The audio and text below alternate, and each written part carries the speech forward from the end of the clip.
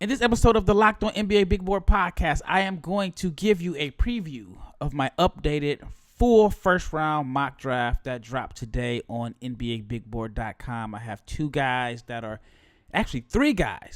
that are big risers and a couple guys that fell. So stay tuned to find out who are my big risers in my latest mock draft.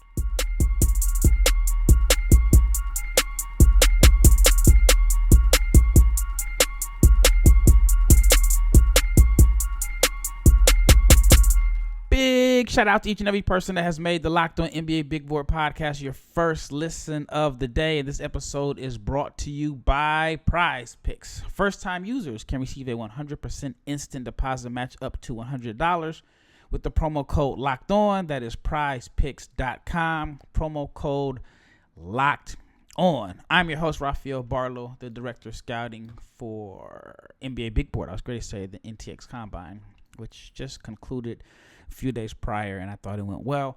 But I am the director of scouting for NBA Big Board and the founder of NBA Draft Junkies, and I am excited because it is May the 8th.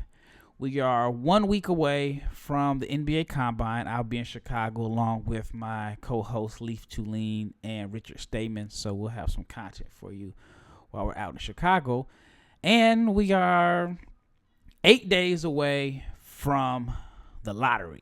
So we will find out next Tuesday night who is going to win the Victor Wembanyama sweepstakes.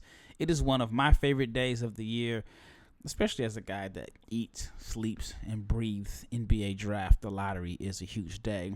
And it's also the Combine. I'm excited that this will be my second time attending the Combine, something that I used to dream about as a kid, and here I am. I will be at the Combine, and the Combine it's a great event because not only do you see the players, you get to see some of the guys, not all. A lot of guys aren't going to participate, but you get to see them in person. You get to attend pro days, and it is a good time to get some real good intel from the NBA scouts and executives that will be on hand. All right, let's talk about my mock draft. It is on NBABigBoard.com. Please subscribe if you are not subscribed.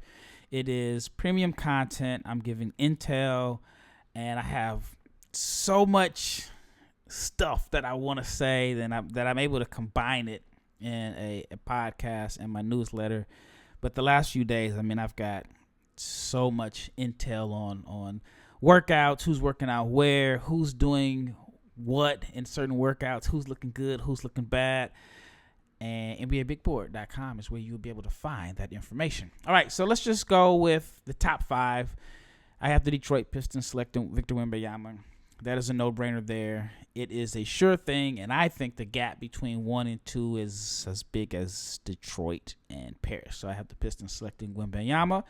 At number 2, I have the Houston Rockets, and this is where it gets controversial for some, but I have the Houston Rockets selecting Brandon Miller at number 2, and that is despite a poor, unproductive NCAA tournament where he made just 8 out of 41 shots. I think the Rockets are going to go with his versatility and shooting, and for some reason I think they're going to actually keep Kevin Porter Jr. Some may think it's a huge mistake, but San Antonio has the easiest choice here with Scoot Henderson at number 3.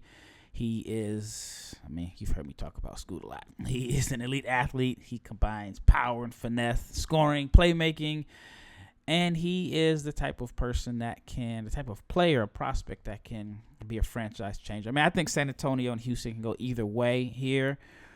Right now, my gut feeling is telling me the Rockets might go with Brandon Miller. At number 4, I have the Charlotte Hornets selecting Amen Thompson. It's an interesting fit there. I know scouts have compared Amen to like a bigger version of Ja Morant, and if he's a bigger version of Ja Morant, even if the shooting doesn't progress, then we're still talking about a really, really, really good player. Now the fit with LaMelo Ball and Amen Thompson could be very interesting, but it's either going to work or it's going to be an absolute failure. But I just think you go with Amen Thompson. All right. At number 5, this is where people are going to think I am insane and crazy.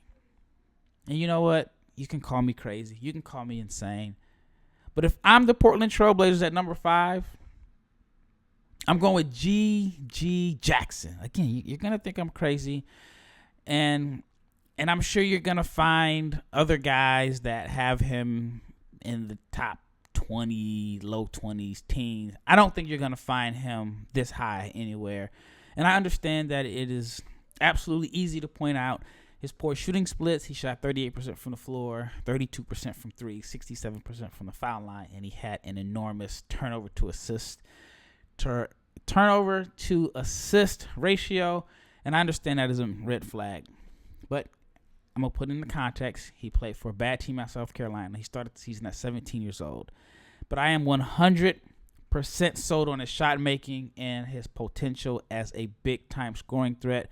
Not too many guys at 6'9" can handle and show the flashes of potential that he's shown. I think that he is a natural four that can handle the ball better than some wings. There are guys in this draft class that are wings that can't really handle the ball. I think Gigi has a big bag of tricks. In the scoring arsenal, he can make pull-ups, he can make step backs, he can attack the rim, he can run the floor in transition, he can play above the rim, he can shoot from three. I think he has all the tools to be a special scorer. Although his game needs a little bit polishing, I think he does settle for jumpers a little bit more than he should. If he were to attack the rim and put the ball down and just be aggressive and assertive, and I think he could really get a lot of points, especially if he's just using his physical tools to his advantage. I think he can be a big-time free throw generator. Now, here's the concern about Gigi outside of the inefficient numbers. And I've spoken with several NBA scouts, and they all have said they like the talent, but they're worried about his age and maturity. And I don't want to turn this into a Gigi Jackson pro podcast, but I think he's going to really quiet those concerns during the interview process over the next few weeks. I've mentioned it before. I've been around him for the last, I guess it's been a month now. I think during the interview process, teams are going to see that he's well-spoken.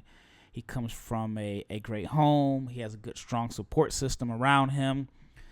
And I've been in gyms where guys have entourages, and they have 4 or 5 guys following them around. And Gigi has in his team that is here in Dallas during this pre-draft process, his father, his manager, and his trainer. They're all staying in a house. They're all they're all basically Team Gigi. Someone's driving him to the gym, rebounding, passing, putting him through workouts. His dad is there. There's very little room for him to be entitled. I mean, just imagine doing your pre-draft process with your father there. So you're on the straight and narrow path there.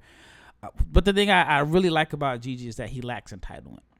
There's no sense of him showing signs of, hey, I was the number 1 player in my class. I'm about to be a first-round draft pick. Just the absolute nicest guy. And also, the biggest key is that if he were to stay in his regular class, he would enter the 23-24 college basketball season, in my opinion, as the number 1 prospect if he didn't reclassify and go to South Carolina a year early.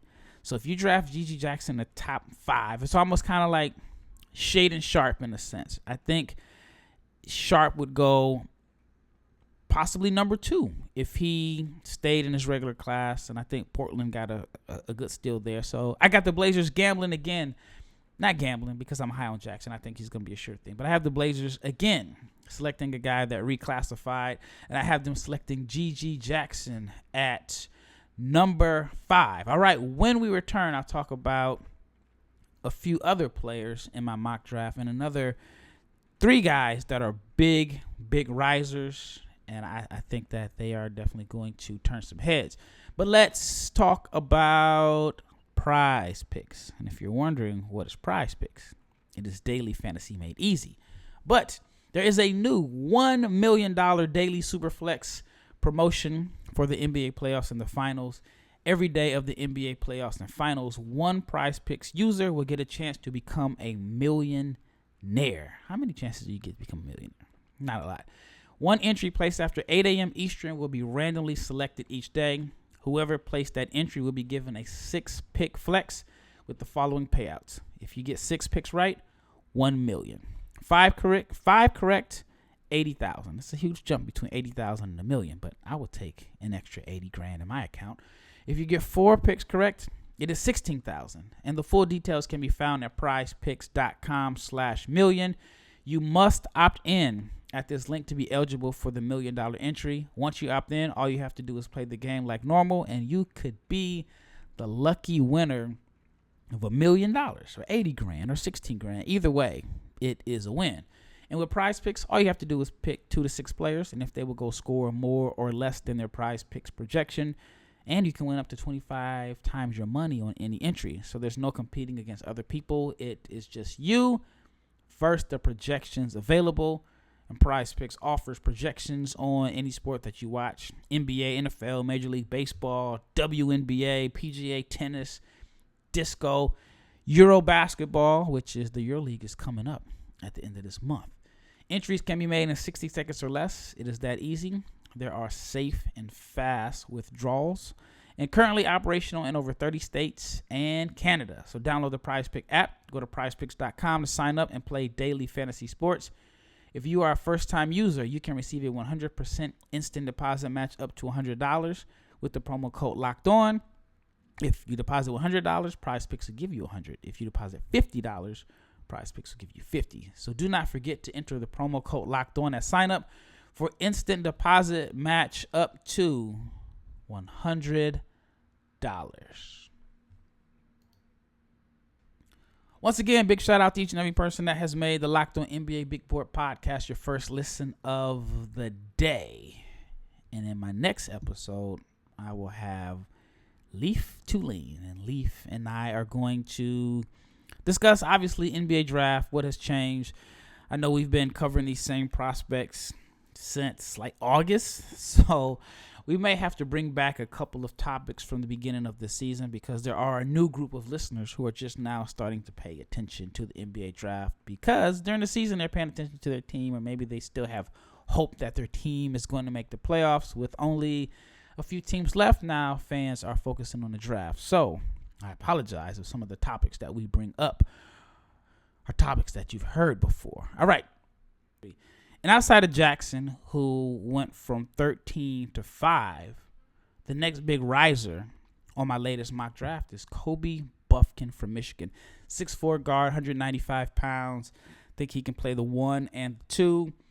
And he is one of the younger players. Well, he's definitely one of the younger players in his class. He won't turn 20 in September, which makes him younger than his teammate Jet Howard and several other freshmen. Now, his stock began to surge probably about midway through his sophomore year, and I think that he was Michigan's top NBA prospect at the end of the season, and that's why I have him at number 14 going to the New Orleans Pelicans. In his last 12 games, he averaged 17 points, 6 rebounds, 3 assists per game. He was third team All Big Ten. Definitely made a name for himself among NBA scouts, and he is a guy that when you go through like his profile and you look at strengths and weaknesses or biggest areas of concern, he does not have a lot of areas of concern. You can't say that he has like a major weakness as far as being a shooter. You can't say that he's not a good defender. He has been really hiding in plain sight and is one of the more polished and NBA-ready players in this class. I mean, I would say like the areas of concern are he'll need to get stronger. He has a tendency to gamble on defense. He's very confident, and sometimes that can lead to wild shots, and he can get to the foul line more. I mean, those are the only 4 things that really come to mind.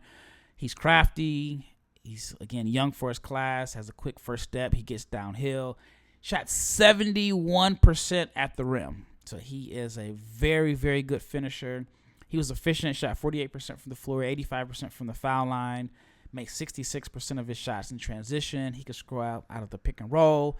He can shoot off the dribble. He scores from all over the floor, while there's some guys that, you can't put them in the corner. They're not a good corner shooter. Then there's guys that can shoot from the corners, but they can't really make plays at the top of the key. Bufkin shot 36% on jumpers off the catch, had 91 assists, only 64 turnovers, shot 55% from 2.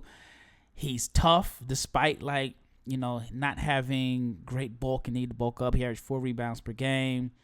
And he jumped from 3 points per game as a freshman to 14 as a sophomore. High effort player. I mean, this guy has really been hiding in plain sight. So I think he's going to be one of the biggest risers over the next few weeks. I think that you're going to see him in the lottery, which is why I have him as a lottery pick. All right. And another prospect that I have rising up my boards, I had him at number 24 my last mock, and he is up to number 18, and it is Ryan Rupert from France, 6'6", 190, played for the New Zealand Breakers last year. I've been around Ryan quite a bit over the last few months, and he has drawn comparisons, and I know he likes to compare himself to Mikal Bridges due to his defensive upside, 7'3" wingspan, and his knack for just getting a hand on the ball, collecting steals, getting deflections. I think Rupert has all the tools to become a good point of attack defender in the NBA. But what I did not notice that he had in his game until being around him and seeing like multiple workouts. I mean, I've seen Rupert work out maybe 15 times over the last month or so. Is that he's a skilled ball handler. He is a really good passer, and he is a better shooter than the numbers suggest. He mentioned that in his first professional season playing in New Zealand, they had him as like a 3-and-D wing. And he mentioned that prior to playing in New Zealand, and he was a point guard, or he played the 2. So he does show the ball handling and the passing, a lot more ball handling and passing that we're able to see in New Zealand. And the 3-point shooting is coming along. It was a struggle this past season. Only shot 28% from 3, and he did have a broken wrist. He did have a broken wrist or hand that kept him out a significant amount of time. So I think it may have had a little bit of effect on the shot, even though he says that he doesn't believe it did.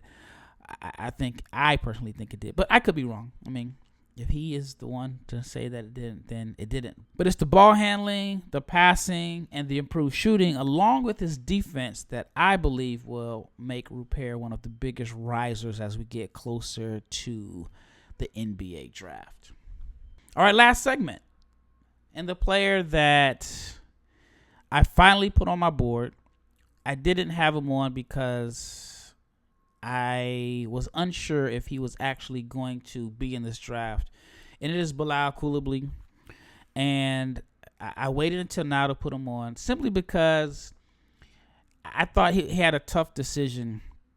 I thought with next year's class not being as strong and with more eyes on him that he would be a lock to go into the lottery in the 24 draft, which is crazy because when I first saw him a couple years ago, I thought he was a ways away. I thought maybe 24 at the earliest, 25 draft, but now here he is, 23 NBA draft. And now I think he could have a chance to end up being a lottery pick. Now, I right now have him at number 26, and he is the draft's biggest mystery as he's unexpectedly joined fellow prospects from the 2004 generation in France, Wembanyama, Rupert, and Sidi Sissoko, potential first-round picks. But do not be surprised if he skyrockets to the middle of the first round or even in the late lottery over the next 6 weeks. Now, he probably won't have the opportunity to work out for NBA teams simply because if everything goes according to plan for his Metropolitans 92 team, they will be playing in the French League Finals the week of the NBA draft. Now, I got a little birdie that told me that no matter what happens, Bilal, and mostly because of Wembanyama, will be able to attend the draft, and they're going to delay the finals if the Metropolitans make it, so Wembanyama can be in the draft, shake hands, and which also will benefit Bilal. And I think that there is a chance that he could end up sneaking into the late lottery. Now, he does lack ideal experience. He's still a little bit raw. But over the past few months, his development it's been nothing short of sensational. Start off the season playing in the U21 league in France. He was averaging 22 points, 6 rebounds, 2.5 steals, 2.5 assists, 2.5 steals, 2.5 assists.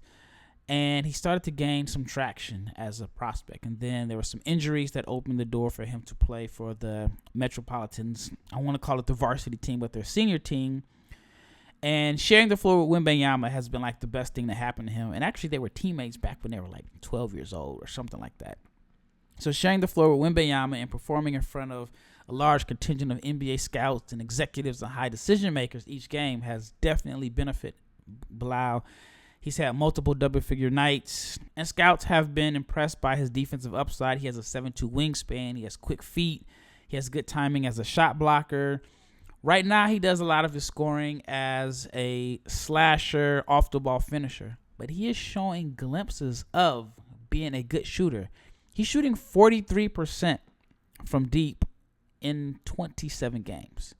So the shooting was like the biggest concern, but he is knocking down open shots. Now, he is a guy that the teams are leaving wide open. A lot of his shots are uncontested, but the stroke looks good. The concern is he's only shooting 58% from the foul line. But if he's somewhere in the middle, I think that is pretty promising for a guy who at this time last year was not on anyone's radars. Now, his strengths are, again, 7'2" wingspan. He is fluid. He's agile. He's athletic. He has vertical pop.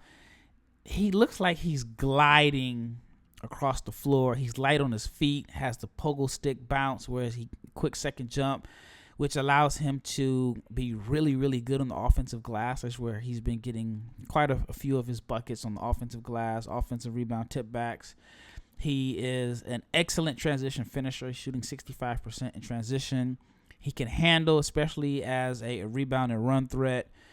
And the cutting is pretty good. Intuitive cutter, shooting 71% on cuts. I think the defense is going to be what really intrigues teams because, again, the long wingspan, the athleticism, the fluidity, he'll be able to defend multiple positions. And he's a scorer that has been able to score points this season just in the flow of the offense.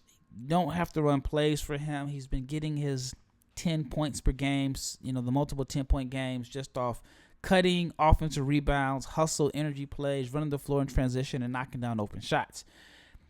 Once he puts it all together, becomes a little bit more assertive and aggressive and adds some skill set off the bounce, he could be one of the better players in this class. So if you're an NBA team and you're projecting what he does now on top of adding some offensive creativity to his game and his development as a shooter, if you believe in all that, then I could see why a team would take him in the late lottery. All right, another prospect that is rising is, I had him as a first-round pick multiple times this year, but he is new to my latest first round. It is James Nagy. Now, James Nagy is a guy that I talked about in the previous episode last week. I call him the European version of Jalen Duren.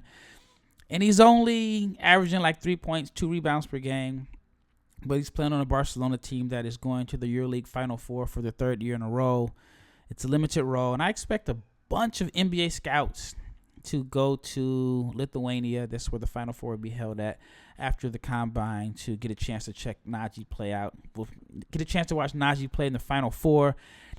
Don't know how much he'll play. I mean, if you've ever had a chance to like go to a EuroLeague Final Four game, it is the absolute best basketball environment and experience ever. I would, if I had to choose between a EuroLeague Final Four and an NBA Finals game, I honestly would choose a EuroLeague Final Four. Now, maybe I'm a little bit spoiled. The year that I went, it was in Istanbul, and the team that won was in Istanbul, so they played in front of their home crowd. But the atmosphere, the passion, here's a part that I actually like about it. You probably think I'm crazy. I mean, you already think I'm crazy as is because I have GG at number 5.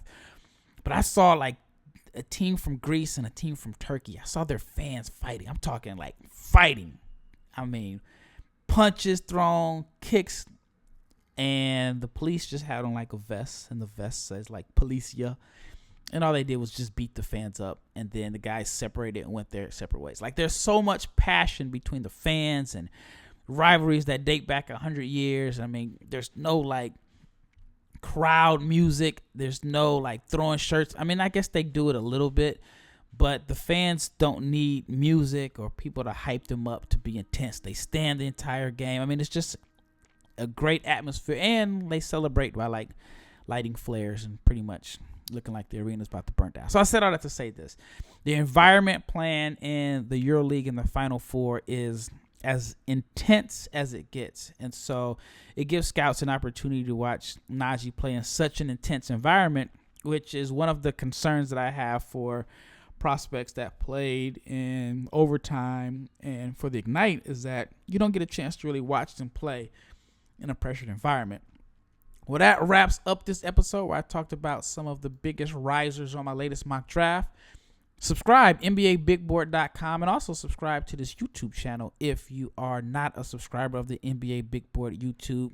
Again, 5 days a week between me, Richard Stayman, Leif Thulin, we are giving you some of the best draft content out.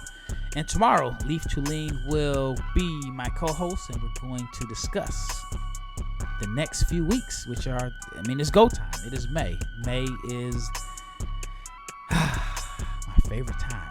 It is the start of an important month for the 2023 NBA class, and me and Leif will discuss some of the topics. All right, once again, it's Rafael Barlowe, and I am out.